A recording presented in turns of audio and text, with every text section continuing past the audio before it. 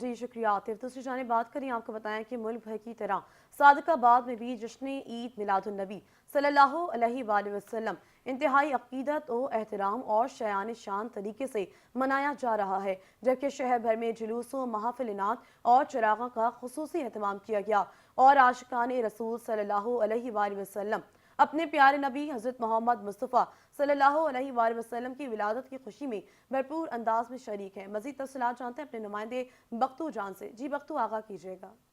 हाँ जी, बिल्कुल मुल्क भर की तरह सादकाबाद में भी 12 रबीउल अव्वल को बड़े अकीदत और एहतराम के साथ मनाया जा रहा है।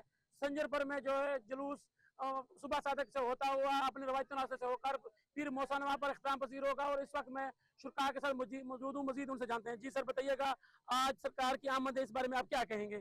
देखिए, हमेशा की तरह हर साल 12 रबीउल अव्वल को जो है जोश और खरूश के साथ ये जलसा जुलूस आता है। और इतनी गर्मी है और लोगों का अवाम देख के आप रश, आप उनका जोश और खरोश देख के आप अंदाज़ा लगा रहे कि लोगों की हजूर सल्लल्लाहु अलैहि वसल्लम से कितनी मोहब्बत है। और ये मोहब्बत दिन ब दिन बढ़ती जा रही है और हर साल की तरह जो ये जुलूस है हमेशा बढ़ता है। और ये इस वक्त भी जुलूस जो है पिछले साल की निस्बत बहुत ज़्यादा है।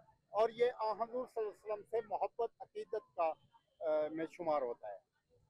जी बिल्कुल, आपने शुरका की बात सुनी। उनका कहना था ये हज़ूर सल्लल्लाहु अलैहि वसल्लम के साथ मोहब्बत और हकीकत देते थे आवाम का, जो उन्होंने इस गर्मी में आकर यहाँ पर जो जुलूस जो का इंतजाम किया हुआ है। और उन्होंने कहा है कि जो यहाँ के उलमा है वो शुरका से खिताब भी करेंगे। और अगर बात की जाए सिक्योरिटी की, तो सिक्योरिटी के भी सख्त इंतजाम किए गए हैं।